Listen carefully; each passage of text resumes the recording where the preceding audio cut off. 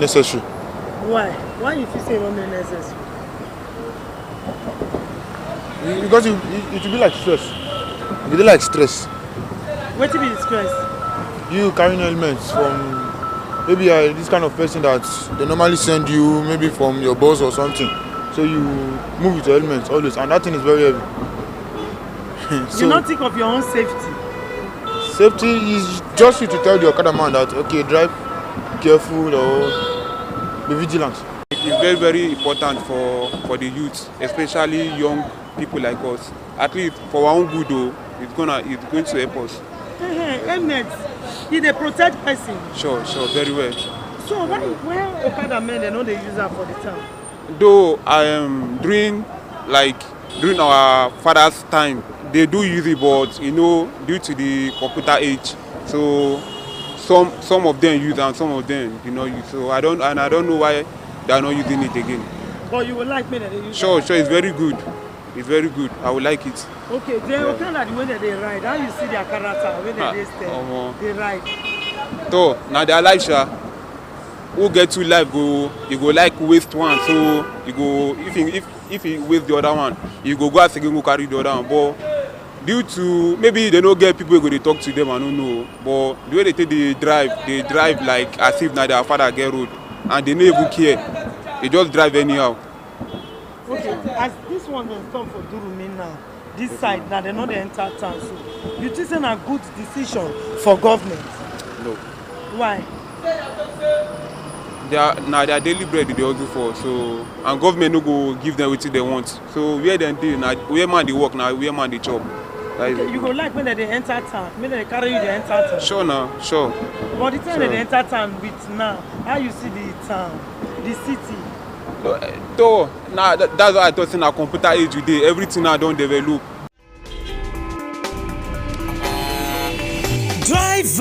Drive jeje sake of say life no get photocopy o. Drive jeje na the ogbonge road safety program wey dey show for NTA Channel 5 Abuja to teach country people on how to drive jejely for road. Country people, make una join the only driver wey dey drive for television, Odiri Ogboru and Rutere for Drive Jeje live for NTA Channel 5 Abuja.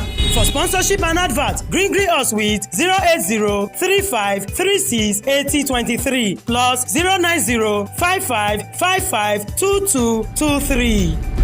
Drive jeje because life na jeje.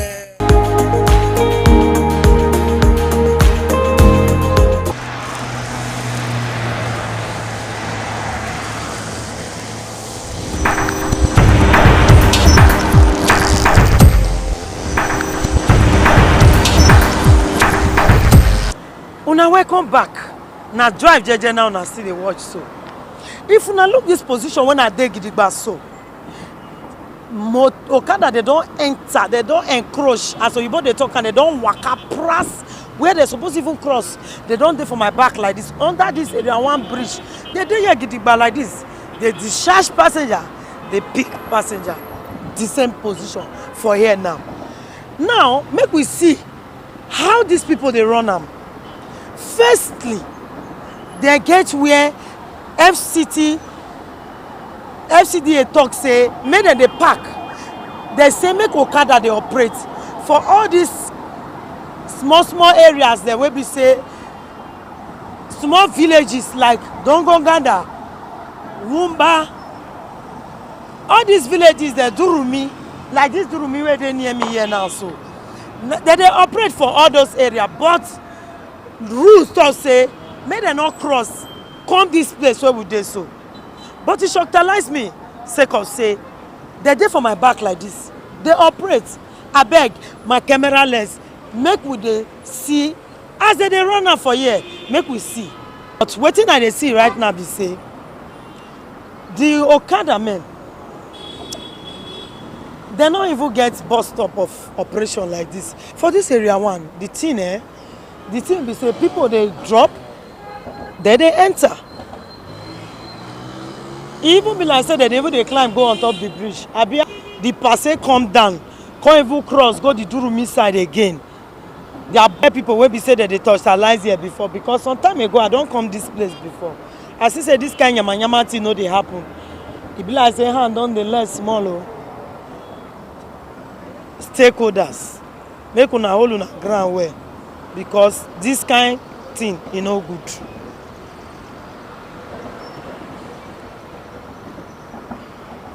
One now when they operate. Another thing wey drive jeje see on top this matter today be say this safety wey they talk so they no know am o. These Okada boys when they operate for this Durumi area one, if you look my front now and my back, they don't even come road back. They come, they carry passe, they drop passe on top the restriction when talk say not near this side, but the operation they go on smoothly. And so you both talk am, the thing e shockalize me, not be small. Apart from say then they operate for here, passengers then they carry double two passe for one Okada. That one I be overload, you know. That one another thing where we say drive jeje don't see for this place. As I dey here they operate, they totalize the area.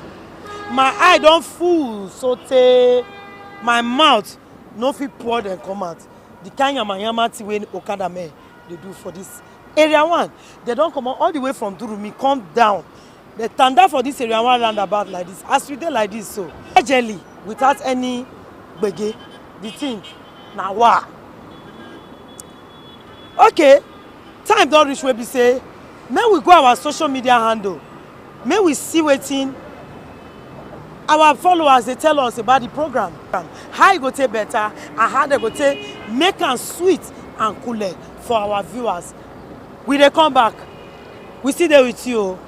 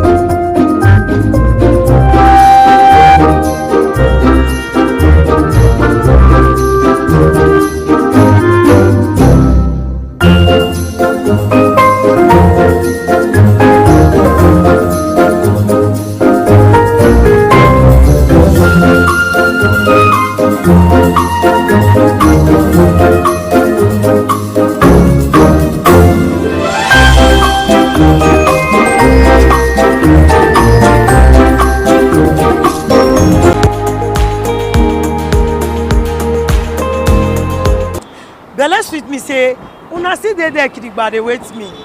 Na so, na drive jeje be this. The thing when I see for Okada activities for this place be say, they know they wear helmets.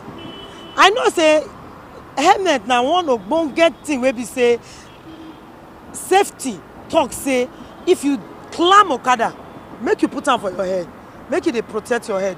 Sake of say if you fall for ground, your head no go hit ground. And even your passe, when Okada man carry, himself go see dey safe small. Sake of say death na from head dey start o. Abi no be so, doctor, that one dey your hand. I no know reach there sha, but I believe say the safety people when talk say make passengers and Okada man they wear helmets. They no do wayo. Na ogbonge thing be that. That one na one thing when we still see for this area one. Oh yeah, cameraman, totalize them. May we see whether na true I talk or na bobo.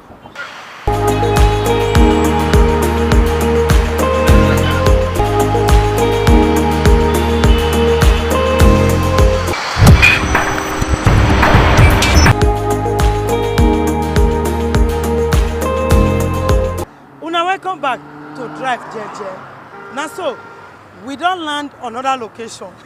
Una know say we dey tactilize every corner for this FCT to make sure say wayo no dey inside. We don comot for area 1, now we dey for area 1, between area 1 and area 3 pedestrian crossing. Na there na we dey now. Una know say this place too na another place wey oyibo dey call flash area. The things wey dey happen for here for Okada na story. So make una follow me. Make we dey see as they dey run am for here. Okada still dey ride all the way from that Durumi.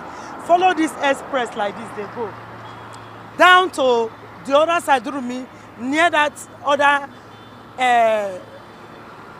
Tinubu, Bola Ahmed Tinubu Expressway, when they go inside central area, through area 11, area 8, area 3.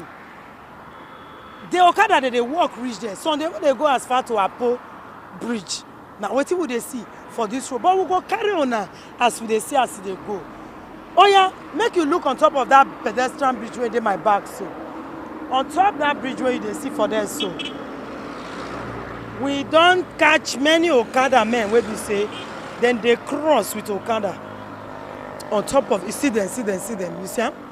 Now so that they use even Okada, they cross. Laziness, I don't know. Stubbornness, I don't know. The one where we say, if they do that for this place. How Okada could even they ride on top pedestrian bridge? Now wow. This now waiting the rich now they do for this city. Drive jeje. Even as they cross the pedestrian bridge with the Okada and even with passenger on top, nobody wear helmet. If you look the Okada men will be say they for my front as they hear they talk now so, you go see say none of them wear helmets. The one will be say he carry passenger, he no wear. Passe, not even wear. We go follow them up, make we know what to make FCT Okada men. Oh yeah, see typical example of Okada man where wear helmet. Now be this dispatch rider. May we talk to them. They come. Oga.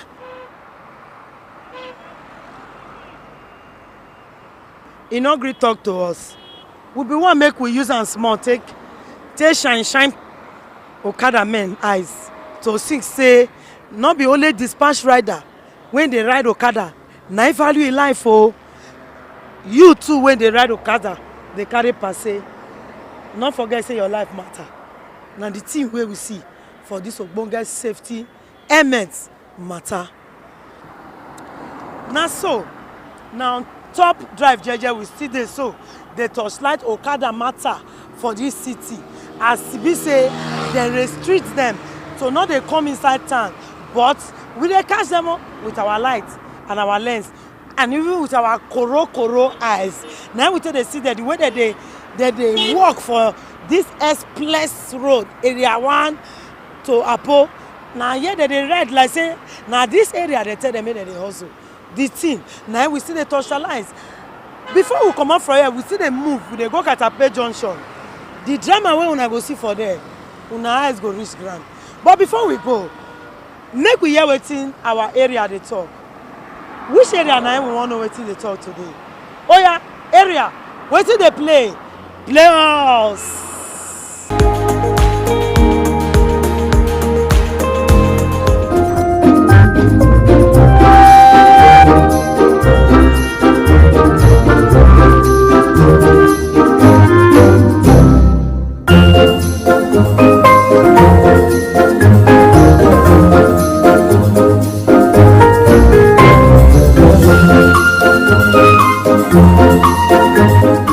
Hey, you don't hit my car. Now yeah, now English for use hand touch ground as these two motor come jam themselves together for this junction for AP along Apo.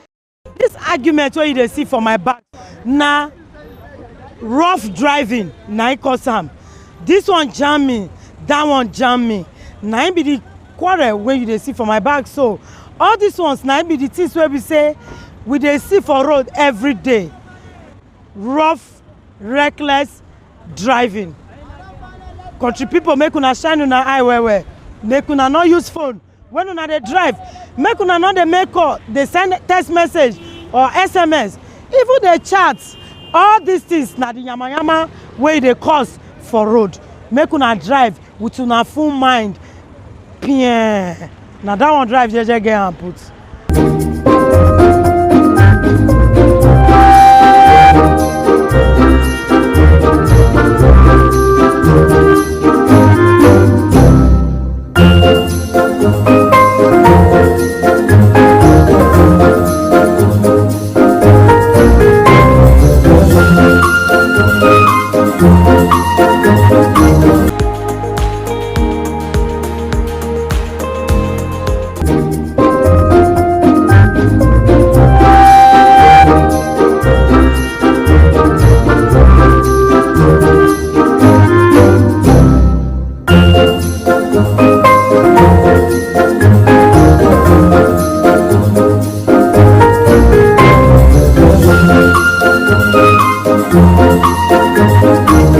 Na 10 rules wey you need to know before you drive for Nigeria road. 1. No use your mobile phone when you dey for steering dey drive motor. Make you dey use your seat belt every time you sit down inside motor. Your lights and your reflectors must good kampe as you dey drive. Make you no use roads wey be say dem say na one way, then the one wey dey plus the one dey write no entry, make you run comot from there. Make you dey observe speed limit o, no drive pass the limit wey you suppose drive. If you know say you no get driver license, no drive motor. Make you dey obey traffic signs and road signs. No overtake other cars wrongly o. No do yaga overtaking. No drive when you don high of drink and other things wey dey shak your head. No drive when be say your tire don kaput, say na management tire. Make you dey with your spare tire every time you dey move for road.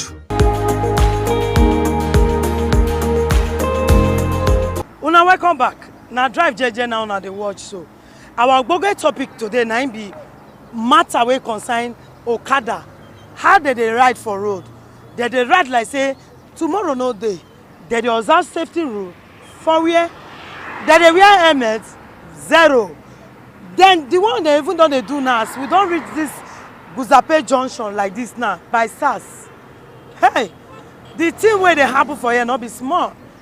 Okada men for FCT, they don resolve to dey ride for express, and not be even only express now, they do one way. Now the thing wey be say we dey see for here as we dey this SARS here, they no wear helmet, they ride one way. The one way they even dey ride against the people when they drive come like this, so na speed that they use.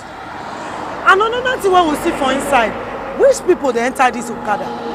Now the same people wey call themselves say they dey civilized, they go school, they dey speak Oyibo well, they dey write well, but the safety matter, how they take am?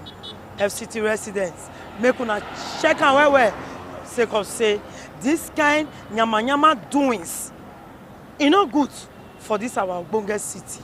Apart from say e dey make our city look nyama, the risk when e dey inside.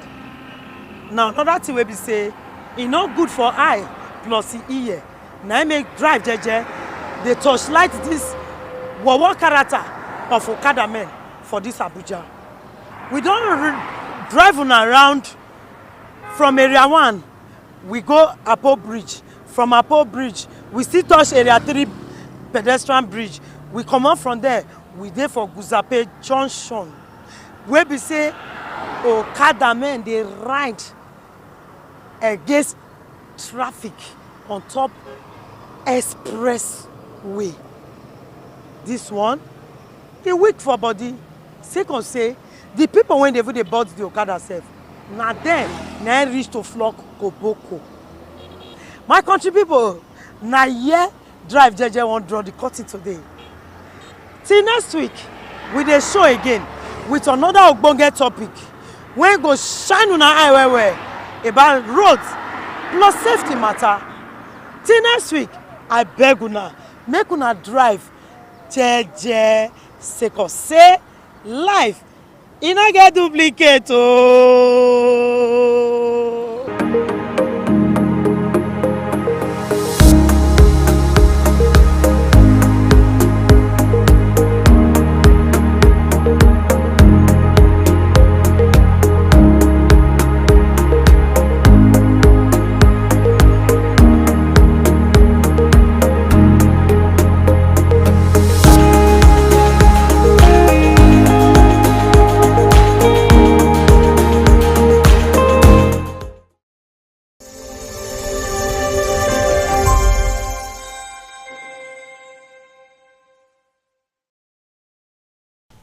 I am Oluremi Tinubu, the global and national Stop TB champion. Many people have asked why I've chosen to champion the fight against a disease like tuberculosis. My reason stems from a deep personal experience. I once had a friend who unfortunately fell ill and concealed the nature of his sickness until it was too late. Eventually, after he passed, we discovered he had tuberculosis. Sadly, due to the stigma and discrimination surrounding the disease, he would not speak up or seek for help. His death was a painful reminder that we could have intervened and saved a life if only we had known earlier. Tuberculosis is an airborne disease that primarily affects the lungs, but can also impact other parts of the body. Being airborne means anyone, regardless of their socio-economic status, can contract it. In Nigeria, one person dies of TB-related illness every 7 minutes, amounting to 206 deaths every day. Globally, one person succumbs to TB every 25 seconds, which is a staggering 3,456 lives lost daily. These deaths are entirely preventable because TB is curable if detected and treated early. If you or someone you know has been coughing for 2 weeks or more, coughing up blood, experiencing night sweats, or losing weight drastically, it might be TB. Please visit the nearest government hospital or primary healthcare center for proper diagnosis and treatment. TB treatment is free in all government and some private health facilities. Let us also remember not to stigmatize or discriminate against TB patients or those who have been treated for TB. Individuals who have been cured of TB cannot infect others. I call on all stakeholders, especially the private sector, to join us in the fight to end TB in Nigeria. Together, we can make a difference.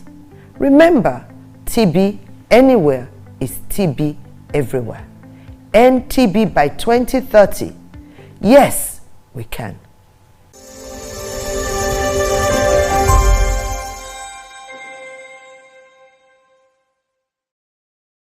لا إله إلا الله محمد رسول الله لا إله إلا الله محمد رسول الله. With the peace and blessings of Allah be upon each and every one of us. It's another fantastic Friday evening, and you're welcome to NTA Channel 5 Abuja.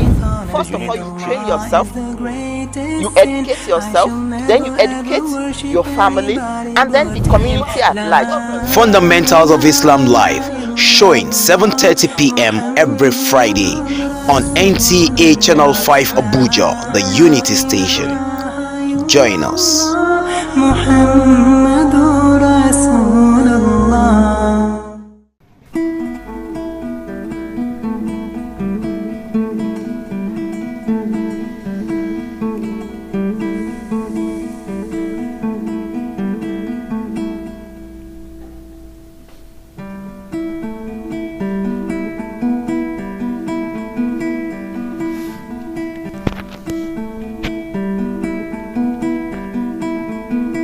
In a world that thrives on instant messaging and digital communication, the timeless tradition of letter writing has become a lost art. There's an undeniable magic in receiving a handwritten letter. The anticipation as you break the seal, the delicate unfolding of pages and the words that come to life on paper. It's a sensory experience that transcends the digital realm. Each letter is a time capsule, preserving moments, emotions, and the unique handwriting of the sender. It's like holding a piece of their soul in your hands. In our fast-paced lives, letter writing forces us to slow down. It's a deliberate act, a pause amidst the chaos, a chance to reflect, express, and connect on a deeper level. There's a certain intimacy in the art of writing, the deliberate choice of words, the stroke of the pen that captures the essence of the writer, making each letter a unique masterpiece. Letters have the power to bridge distances, connecting hearts across miles and oceans. In an age of instant messages, a letter is a tangible reminder that someone took the time and effort to share a piece of their world with you. Let's revive the lost art of letter writing.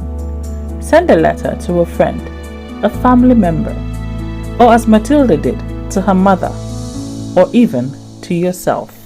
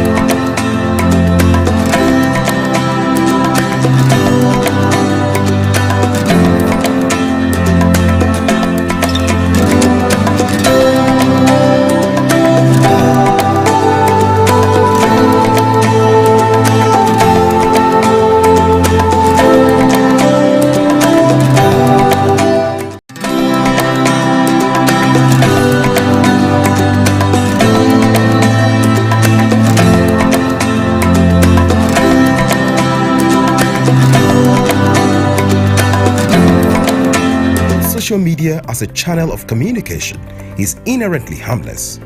It becomes harmful and damaging when used without discretion and thoughtfulness. Bad social media users spread rumors and fake news without verification. But good social media users stop, reflect, and verify information before sharing it. Be a good social media user. Stop the spread of fake news. Verify the authenticity of your source and use social media responsibly for a better Nigeria.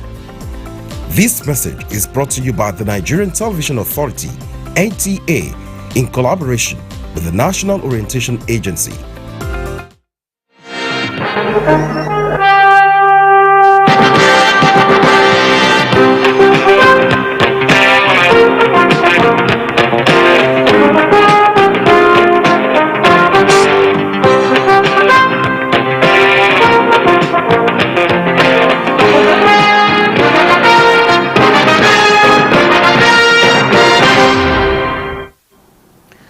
Innovative ideas in mobilizing resources for sustainable development take center stage as the annual Global First Partners Academy ends in New York. Plus, House Committee on Integration and Regional Cooperation in Africa set to enhance budgetary provision for the Auda NEPAD. Thank you for joining us today on Panorama.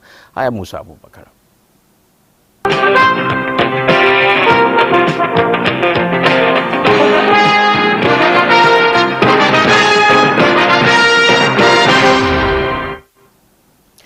House of Representatives Committee on Integration and Regional Cooperation in Africa is considering an enhancement of the budgetary provisions for the Auda NEPAD Nigeria to enable it carry out its responsibilities effectively.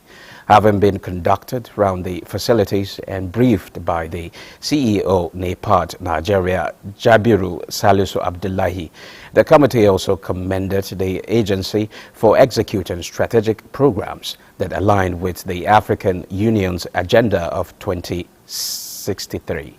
The members also pledged support to the Auda NEPAD Nigeria in ensuring that its initiatives in agriculture, infrastructural development, governance and youth empowerment are well sustained. It's not only active but strategic, efficient and policy driven.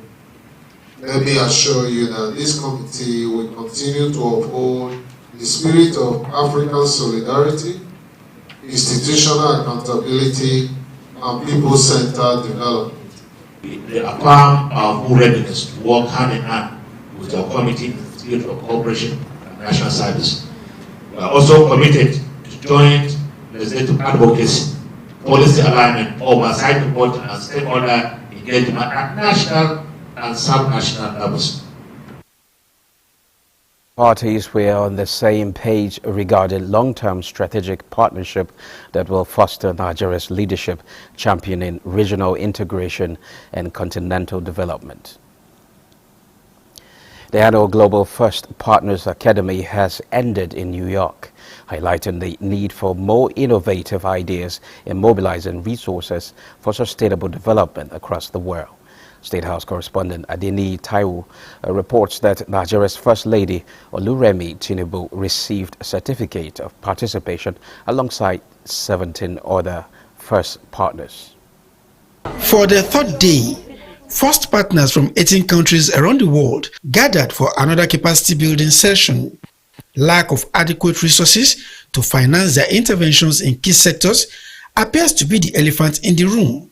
So, the session turned attention to building their capacity towards helping their nation mobilize resources. The resource person for the day, Columbia University Don and former chief economist for health at the World Bank, Professor Alexander Precker, told participants that resource mobilization must begin with identifying their priorities and presenting investors with opportunities to invest in worthy causes. So you always have to remember that you're not out there begging with a tin cup. You're giving an opportunity to people with money to invest in things that are good. And so that changes things a lot because you have the power of being able to offer things. It's about a handshake. It's the interaction between you, your personalities, and the people who can provide some money. It means embracing both and thinking and moving beyond either or black and white thinking. This approach fosters a more balanced and compassionate understanding of oneself and others. It is especially important for children and young people to learn. The session also featured talks by wife of former United Kingdom Prime Minister Sarah Jane Brown on enhancing the early child education and maternal health, while other speakers highlighted the need for improved collaboration and ties between countries for enhanced economic development. At a short ceremony, first partners were presented certificate of participation by the Academy. From Manhattan in New York, Adeni Taiwo, NTA News. Nigeria and Sweden Parliamentary Friendship Group is building on its past year's experience in furthering mutual relationship between the legislative arms of the two countries. It is on this premise that the 10th House of Representatives Committee on Nigeria-Sweden Parliamentary Friendship Group convened a summit themed Strengthening Bilateral Relationship Through Education, Trade, Investment and Political Diplomacy. Let's now join National Assembly correspondent Joshua Ogunjide for more. In the first ever special side event of meeting exchange between Nigeria and Sweden, the summit is not just a diplomatic forum, but more of a launchpad for action. Launchpad for augmentation of continued bilateral relations in trade, economic cooperation, education, human capital development, agriculture, food security, health, energy, and tourism sectors. I'm very pleased to see that the group is already engaging with Swedish businesses. The National Examinations Council, NECO, is looking forward to conducting NECO examinations for Nigerian citizens resident in Sweden. The Kingdom of Sweden's global reputation for innovation, environmental sustainability, human capital development, and inclusive governance aligns perfectly with the aspiration of our university. We therefore look forward to deepening our engagement with Swedish universities, research institutions, and innovation clusters. The ultimate objective of this unison is to be a beacon and a point of reference in initiating, fostering, and promoting sustainable partnerships and development that are measurable and mutually beneficial for both countries. So far, we've had about 25,000 teachers in the past 2 years. Their capacities built to be able to tenaciously support children within schools. So we are operating in 5 different countries today with over 250 institutions on our platform. We want to pay a visit to Sweden, whereby we are going to have some certain discussion with their parliaments. From the National Assembly, Joshua Abuja, NT News. Now, the National Assembly is encouraging the government of Malawi to establish an embassy in Nigeria that will further strengthen the bilateral ties that exist between the two countries. This came to the fore at the capacity building for members of the Parliament of Malawi on reposition and parliamentary administration in changing global environment, hosted by the National Institute for Legislative and Democratic Studies in Abuja. Muhammadu Ali reports. Nigeria and Malawi relations date back to 1964, when Malawi joined the Commonwealth of Nations. Trade liberalization continued to wax stronger between the two countries as Malawi seeks opportunities in Nigeria's mining sector, electoral and democratic systems. The visit is aimed at sharing the technical know-how of parliamentary system with a view to add value in enhancing the legislative practice in Malawi. It is so good. The president himself has the knowledge that we needed, and we look forward to more of this. And we do appreciate, I can tell, you've given us the real arsenals. When we get back to Malawi, we shall really be sharpened. This program, Your Excellency, is designed not only to build capacities of the Malawian Parliament, but also to provide a platform to reflect on our global shift in technology, geopolitics, economics, and environmental management influence legislative function and parliamentary administration. Hence, over the course of this workshop, we will explore thematic areas such as parliamentary processes. At the end of the training, the Parliament of Malawi will draw rich experiences from its Nigerian counterpart in strengthening legislative and democratic systems of government. In Abuja, Muhammadu Ali, NTA News.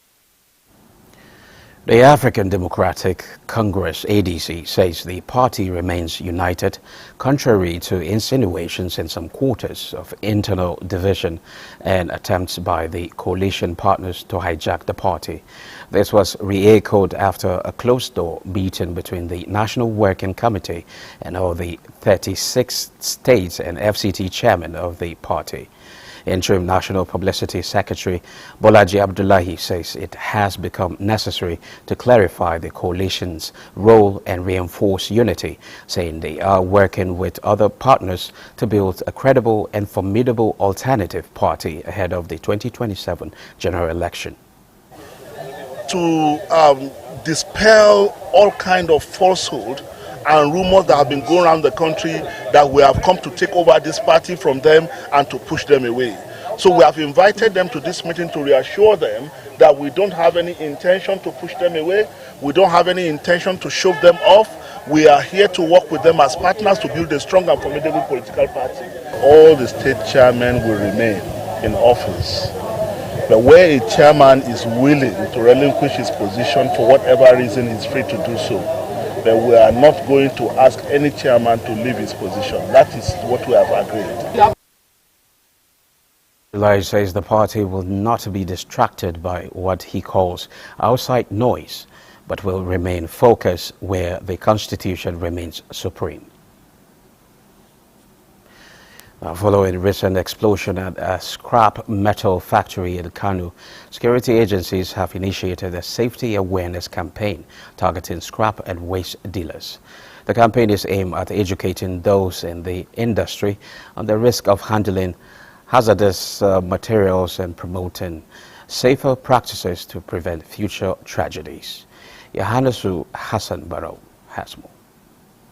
Kano, the commercial heartbeat of northern Nigeria, is home to a wide range of trades, among them the bustling scrap metal business. While it provides livelihood for many, it also comes with certain risks that can't be ignored. A recent explosion at a scrap collection point destroyed nearby properties and raised concerns about safety practices within the sector. We create awareness of the danger of all these explosives so that our members will be easily identified explosive whenever they come across it, so that they will identify it and notify security agencies. Preliminary findings suggest that many scrap dealers lack adequate knowledge in identifying hazardous materials, including possible explosive remnants, which sometimes make their way into the trade. To address this, security agencies, in collaboration with the Kano State government and key industry stakeholders, have launched a safety awareness campaign aimed at educating scrap dealers on how to recognize suspicious materials and adopt safer handling procedures. Wherever we see those things, as we are taught that we should just don't approach it. We are very sure that the measures we take will light up people to know how to prevent themselves out of those kind of explosive devices. The campaign also comes as the government enforces a new directive restricting the random entry of scrap materials into the state, part of broader efforts to ensure public safety and reduce risk. In Kano, Yohana Hassan Barrow, NTA News. Panorama continues after the break.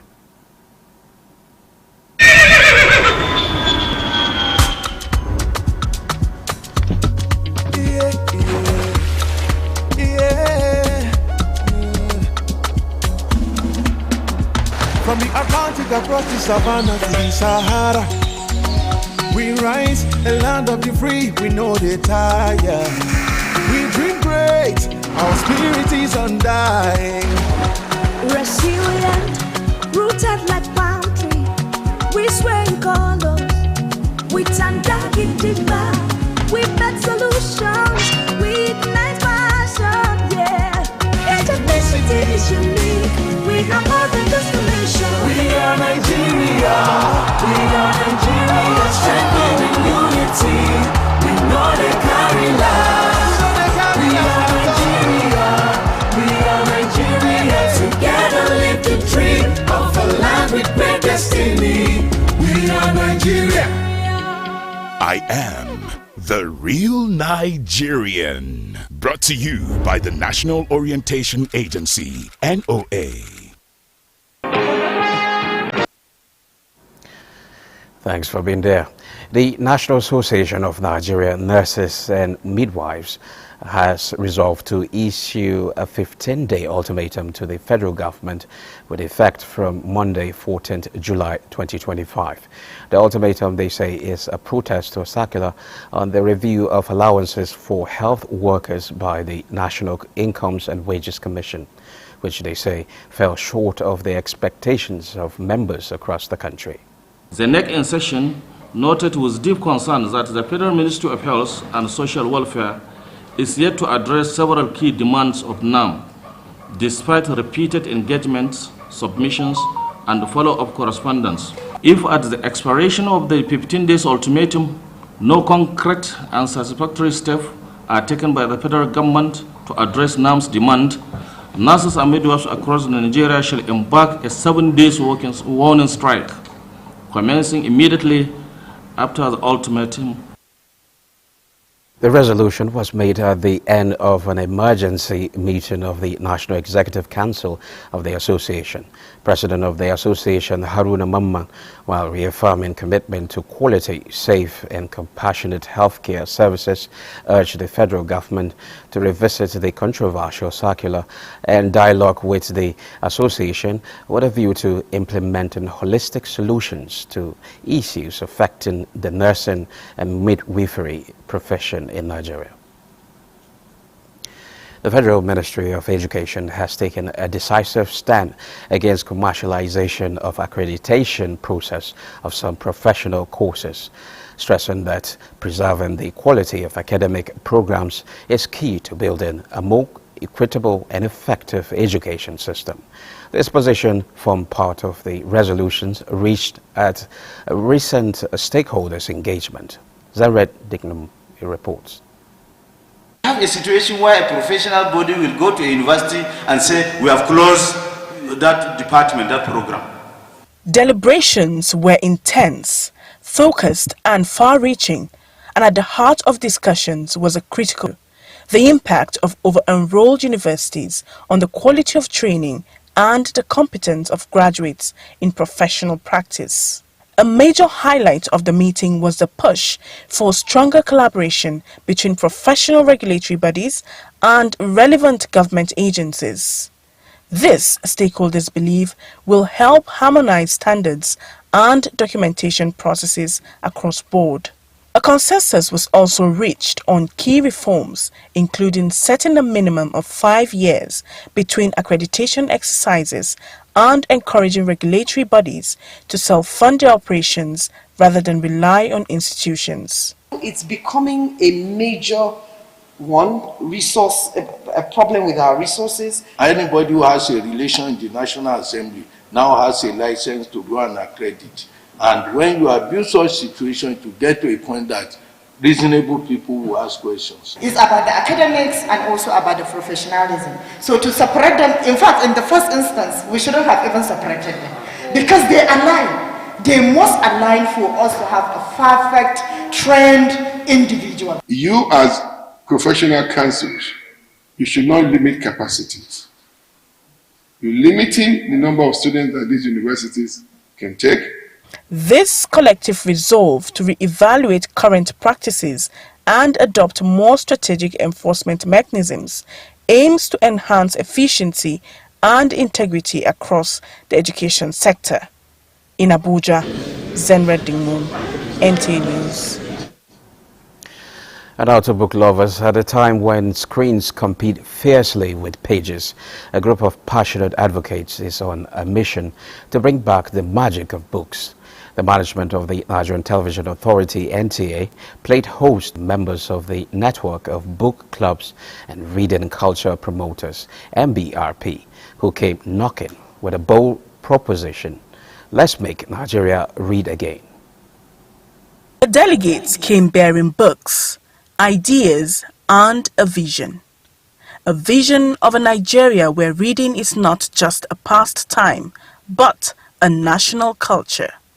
For the MBRP, it's about awakening minds, shaping narratives and reclaiming a generation slowly losing touch with the written word. And what better partner to amplify the cause than the NTA? Our major objective to have book clubs in the 774 local governments area in the country.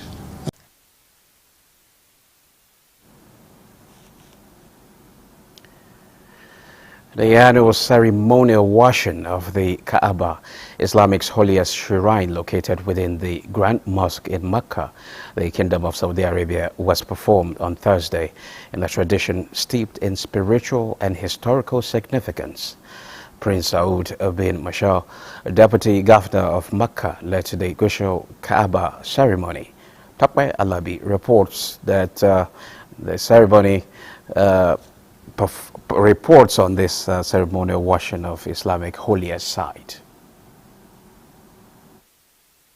The annual washing of the Kaaba is a significant ritual in Islam, symbolizing purification and renewal. It is a tradition believed to have been started by the Prophet Muhammad, peace be upon him, and is carried out by the custodian of the two holy mosques or its representative. The ritual serves as a reminder of the Kaaba's central role in Islam and the importance of purity both internally and externally. The ceremony involves washing the interior walls and floor of the Kaaba with a special mixture of Zamzam and rose water along with with other perfumes, especially perfuming the interior walls of the Kaaba with oud oil and the finest fragrances after entering through a special stairway installed for the occasion. من الجنة غرفا تجري من تحتها الأنهار خالدين فيها. This year's ceremony brings together senior Saudi officials, religious scholars and dignitaries from across the Muslim world, led by the Deputy Governor of Mecca, Prince Saud bin Mishal. The ritual serves as both a physical and spiritual gesture, echoing centuries of devotion to the sacred structure toward which over 1 billion Muslims face in daily prayer. It is a tradition held twice a year, once before the month of Ramadan and again in the early days of Muharram following Hajj, while only a selected few are permitted to attend the ceremony in person. Images and videos circulated globally allow millions to witness the act of devotion, transforming it into a shared moment of spiritual connection for the wider Muslim community. Talk by Alabi, NTA News. Let's now join Gift George for updates on stories from the sporting world. The Super Falcons of Nigeria continued its quest to win the 10th title at the Women's Africa Cup of Nations Thursday night by becoming the first team to qualify for the quarterfinals of the ongoing tournament in Morocco. The Nigerian girls had to work extra hard to get all 3 points against Botswana in their second match in Casablanca to book a place in the quarterfinals with 6 points from 2 matches. Mexico-based striker Chiwendu Ihezu came in as a substitute to score the only goal of the match in the 89th minute to ensure the Super Falcons got all 3 points. Here's Okoronkwo, just inside the penalty area, onto a left foot, Okoronkwo, and it's the danger area! And finally, with 89 minutes on the clock, Nigeria make the breakthrough! Still talking football, WAFU defending champions Nigeria's Flying Eagles settled for a 1-1 draw against host Ghana in the opening match of the 2025 WAFU B Championship. Ghana took the lead in the first half, while Mohamed Abdullahi equalized for the Nigerian side. Flying Eagles coach Aliu Zubero says the competition is an opportunity that sets the level of preparations of the team ahead of the FIFA Under-20 World Cup in Chile later in the year. Nigeria's Flying Eagles' next match is against Benin Republic on Sunday. The Flying Eagles won the last edition of the tournament in Togo. In basketball, Nigeria's Under-19 basketball girls, the Junior D Tigress, are now in Brno, putting finishing touches to their preparations ahead of the first game of the FIBA Under-19 World Cup in Czech Republic. The team made up of 12 players, 4 foreign-based and 8 local-based players, arrived Czech Republic Thursday, led by coach Faustina Akebe Juliana. The tournament begins on Saturday, July 12, 2025, with Nigeria placed in Group C alongside China, Canada and Portugal. Nigeria's D Tigress will begin their campaign against China on Saturday. 16 teams are featuring in the competition. The sports update. Well, the reports concludes Panorama for today. Thanks for watching. I'm Musa Walker.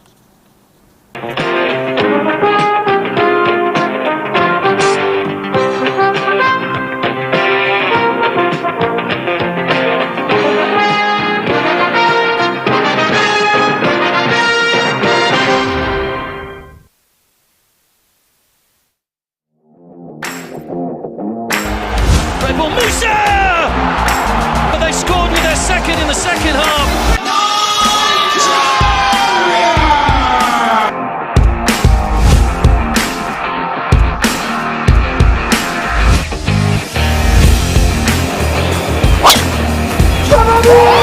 And that's where he's headed, just a little bit.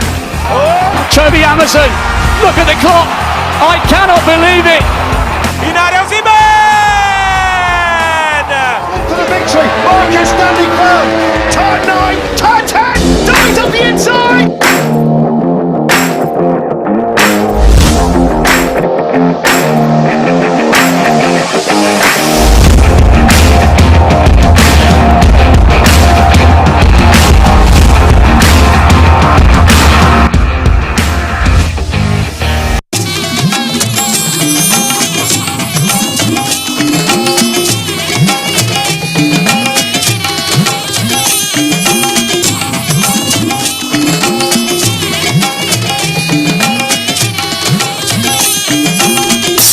This is the network service of the NTA.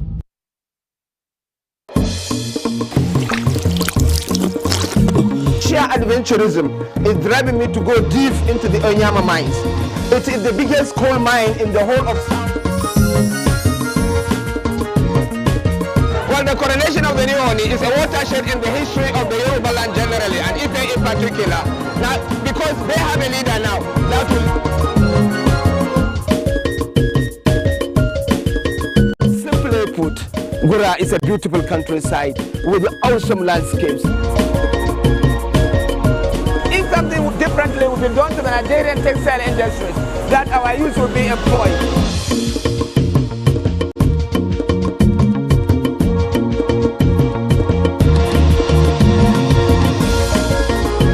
Many people that attend the church here can tell you.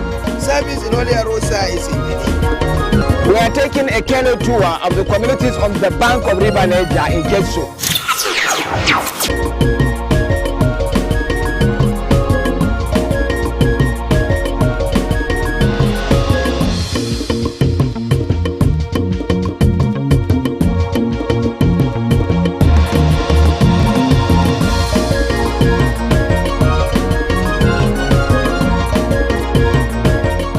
For a vast open land of heritage and agriculture is destined itself up from years of adversity to glory years. It is a tale of indomitable human spirit and pathetic leadership, the powers of heaven. The story of Borno is a classic of human resilience. You can almost catch the fresh air that is breathing through the state now.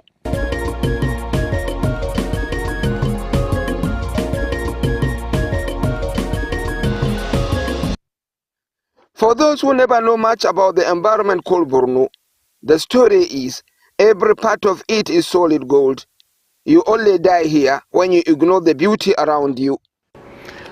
In Borno State, we have no reason to be poor and we have no reason to be hungry. In His Excellency's effort of resettling communities, it goes hand in hand with agricultural production. The only means and immediate means of improving the means of livelihood of our people is by agriculture. Over the last 2 years, I traversed around extensive spaces of Borno State. I have come across the exceptional transformations going on there in agriculture and resettlement.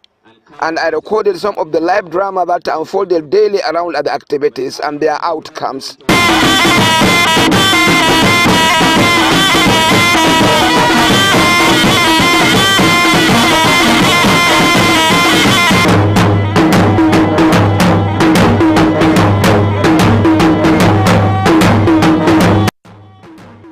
This is a court music from the Palace of Dikwa.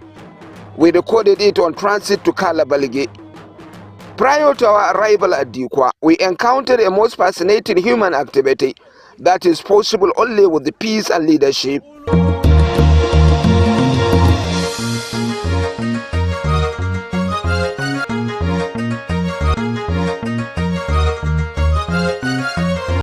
Around Mapa area, in Mapa local government area of Borno State, while telling a story about a unique cultivation of sorghum, we ran into this water point. We had to stay here and take extensive pictures because of the beauty, the glorious picture that we are taking about the place. The place is becoming more peaceful, and more herders and lighter rearers are having a better life. And then of course you can see they are coming in their hundreds to come with their livestock to find water around this area. Well, maybe this is the only one that is around this, but the spectacle that is unfolding is beautiful to watch, and also it tells of the security situation which is vastly improved around this area.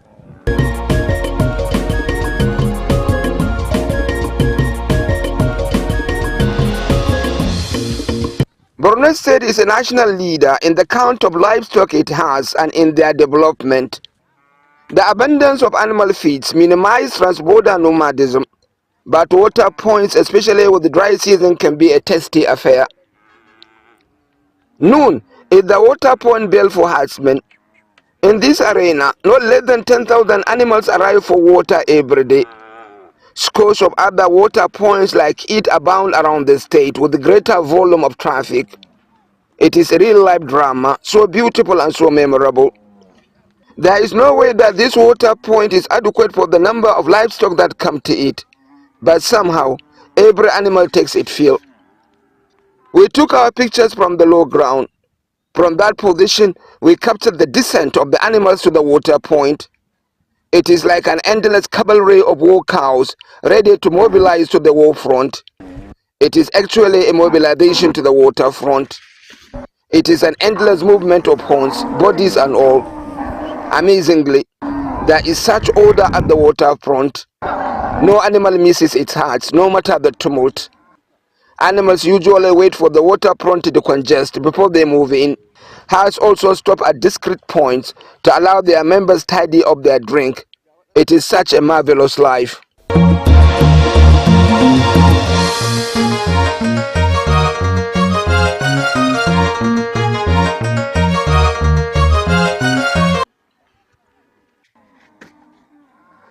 The pictures here are largely of nomads, but Borno State is at the head of a major initiative to tame nomadism and ensure herders enjoy their wealth, and farmers and herdsmen clashes are ended.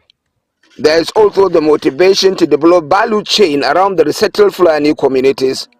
The pilot is at Mafa, not far away from this water point. We brought them under one roof so that they will have access to Western education. They will have access to Islamic education also. And above all, add value to the products that we are getting from the livestock. So some of the varieties that we distributed are high-yielding varieties. We are getting value for money, and then we're developing pasture also further there. We bought a lot of silage making machines, and then veterinary clinics are there, housings are there. So, people are so happy. Generally, there is an uncommon energy and positivity that is spreading around the countryside of Borno State at present. It is almost festival-like. This energy actually emanates from the increased economic activities that engages the people all year round and takes away fear and uncertainty in the life of the people. I arrived the state February. It was the peak of activity around a special crop that is making millionaires out of people who only a few years ago were struggling for life at IDP camps. It is the story of Borno's miracle crop, a variety of an off-season sorghum called the Masakwa or Biriji.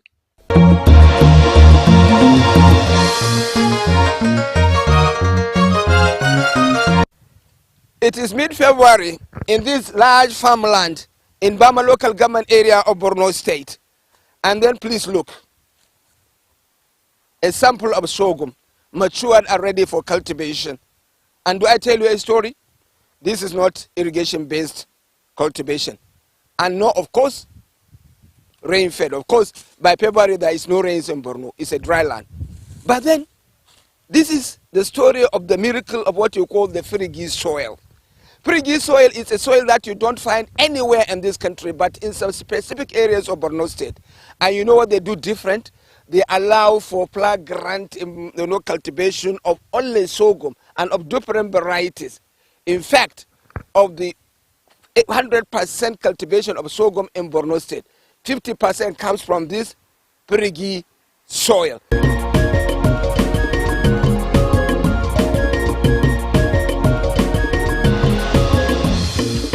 Look at this Firigi soil. What it has different is that it has an underground water. 12 feet you dig, you can find your water. So it is moisturizing. The water is usually residual water. And in fact, there is a river around this area which allows for this. The residues out of this allows for the moisturing of this area. Of course, you can understand that we are also close to the Lake Chad Basin, which also affected.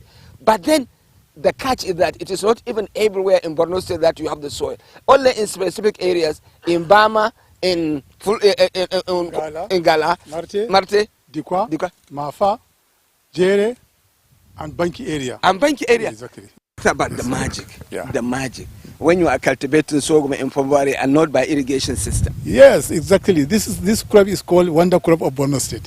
It doesn't require any rainfall or irrigation. It only wants 200 mils of water.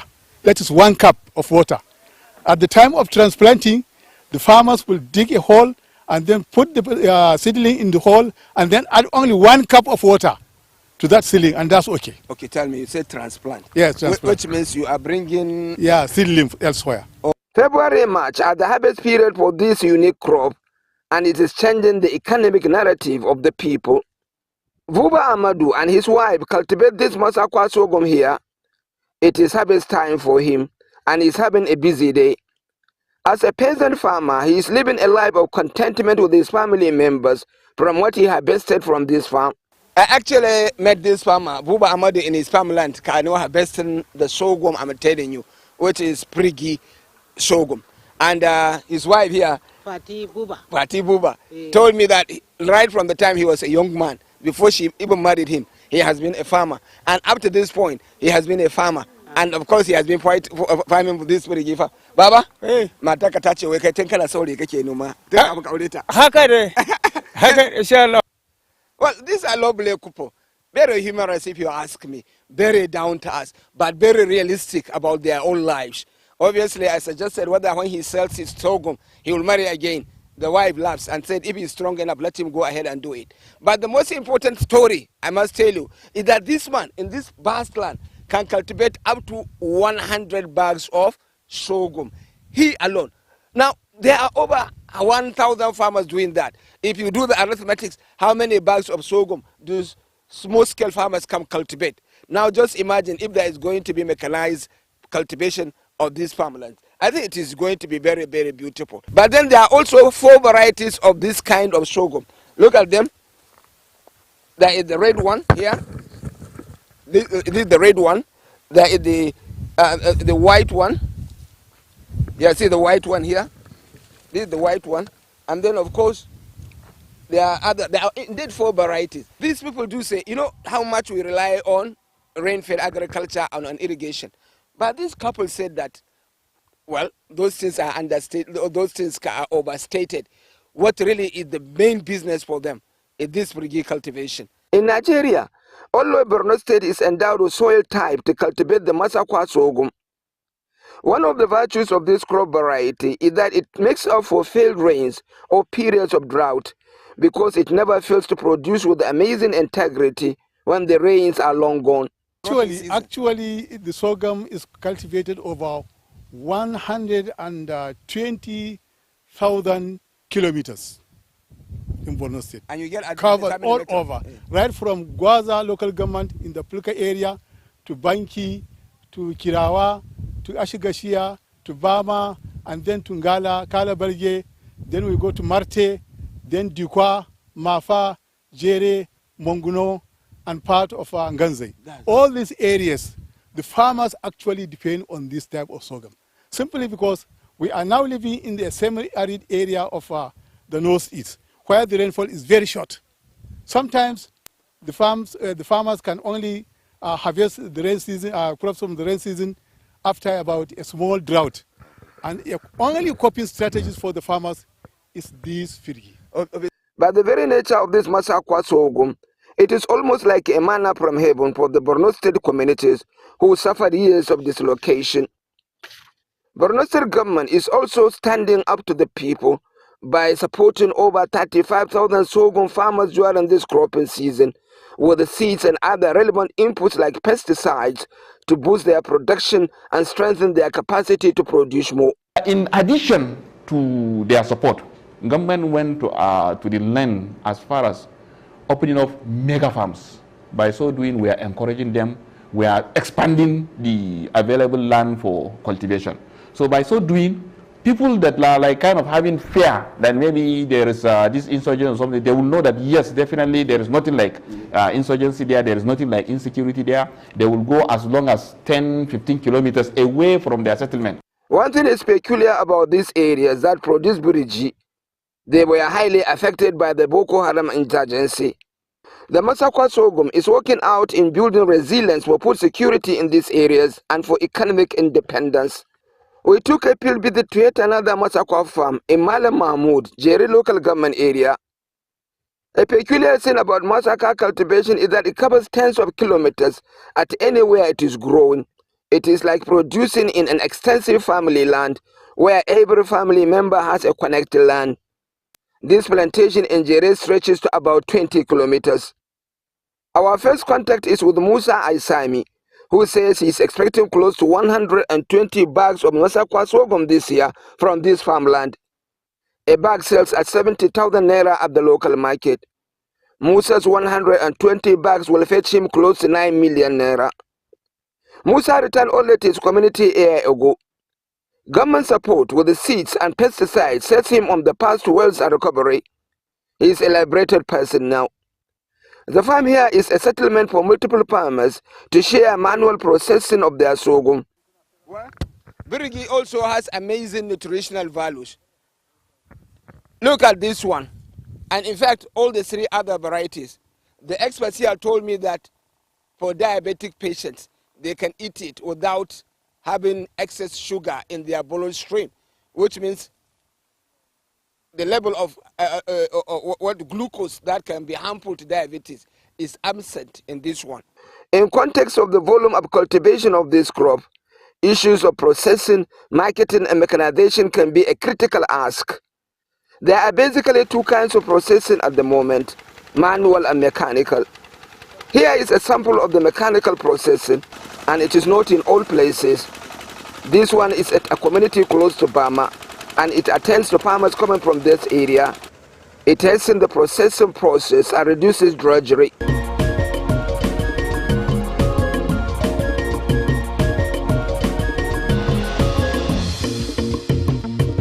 In a community in Mafa local government area, we ran into an extensive activity around the Masakwa, and it is impressive.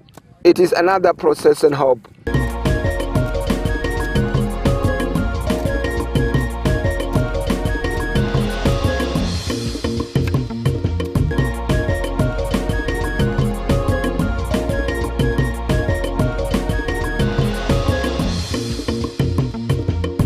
Well, in Mapa, we have seen a processing hub where over 10 individuals are bringing their sorghum to where they can locally process it. But then don't kid yourself. These 10 people are employing over 100 people so that they can participate in the processing, which means that on a daily basis, 100 people or more are finding livelihood through the processing of this sorghum. Now, what I'm saying here, as we are moving around, I see that there are only 2 or 3 varieties here. The official we spoke with earlier said that there are 4 varieties across the state. But they call this one Idan Dakala. Funny name if you ask me, because Idan Dakala in Hausa means the eye of a cockerel. Maybe because it is red, but peculiarly because it can drive away quail bats, which are the pests that are mostly disturbing this kind of crops. But then obviously, there are other questions, like how many bags do go out of this processing zone every day? And how do the people find livelihood apart from that? So, okay, let's talk. Yeah, you call this one Idan Dakala? Shimkuye. Okay. By Kanuri, we are calling it Shimkuye. Are your local farmers happy? They are more than happy. If you see them, they have even changed. When they are staying in IDP camps, they are not farming. NGOs are giving them food. But with the effort of the governor of Borno State, said that all the localists must to go back for farm. And you have seen the results now. So I think in Mafa, by next year, we are not even taking care of anything like IDP.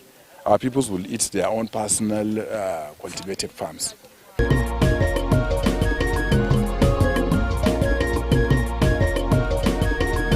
The flood of 2024 brought so much discomfort to families and activities around agriculture in Borno State and other human activities.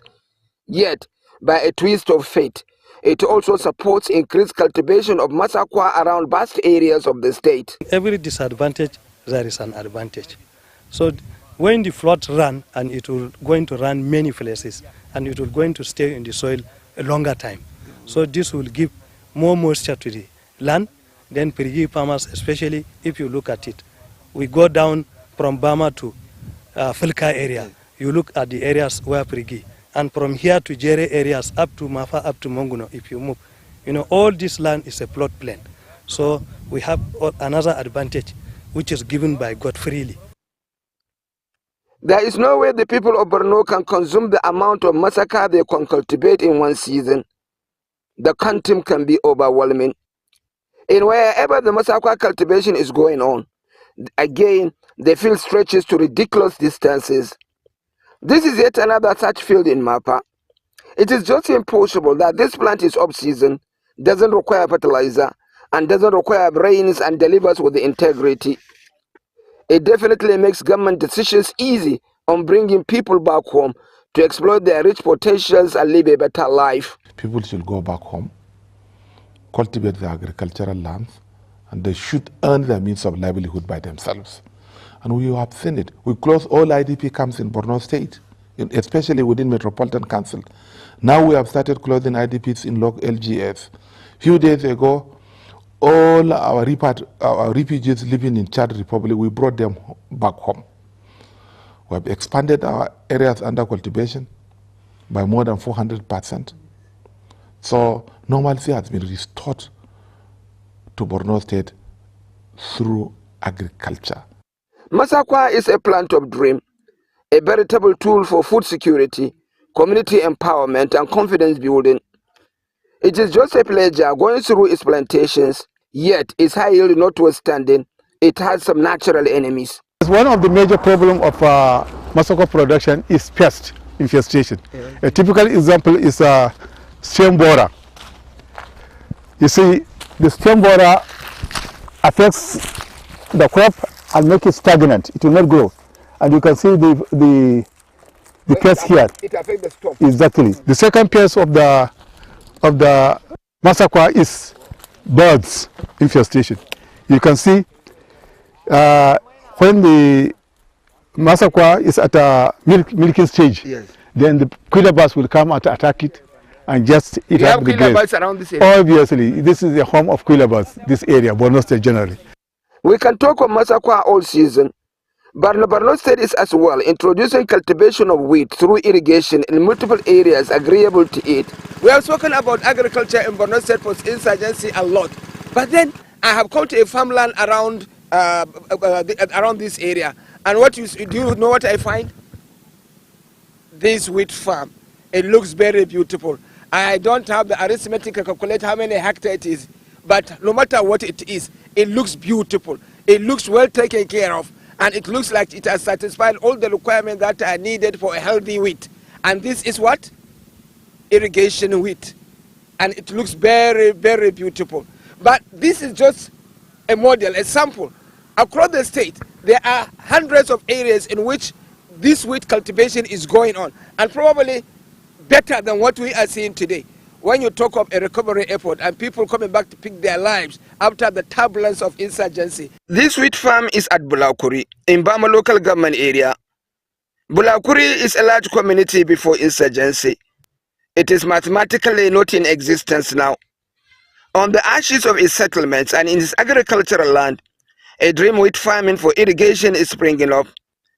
This area never saw the cultivation of wheat in all its life. But the government tries to make the people aware that their soil is very suitable for the cultivation of it.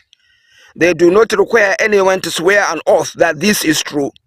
In fact, Borno State has opened over 5,000 hectares of wheat cultivation in the state, where it never really existed before.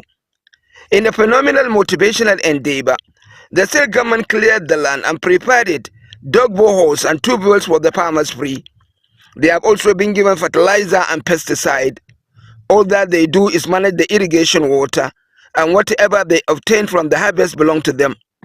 At the center of this gesture is to motivate the farmers so that they know they have an asset and can now build resilience and improve on their livelihood.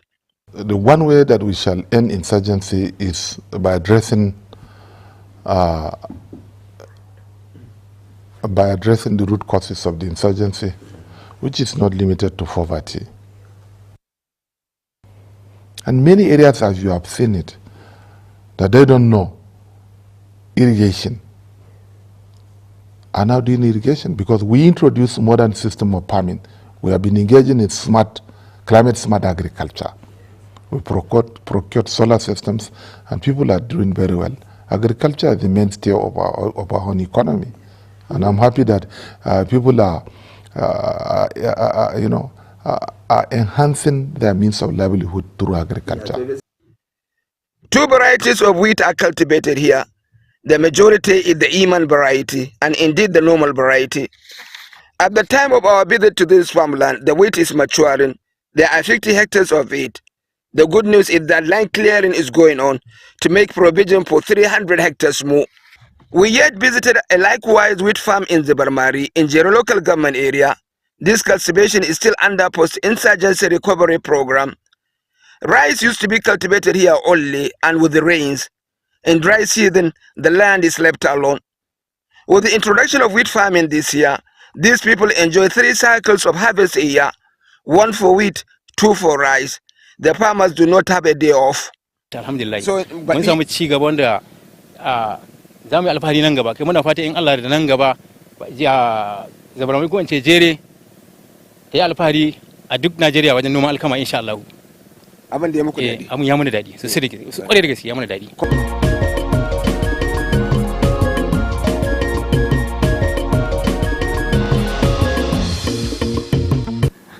We have made this thing, we saw it around end of November, and you can see it now toward the end of February or post second week of March. We're going to harvest in this place. And you think you are, what you see, you are happy? We are very much happy. Okay, because this is our first time, though there are 1 or 2 challenges because of the first time of doing it, so and we're now going to improve on this. What are the improvements you are envisioning now? With the improvement that we are envisioning now, if you look at it, we started it late.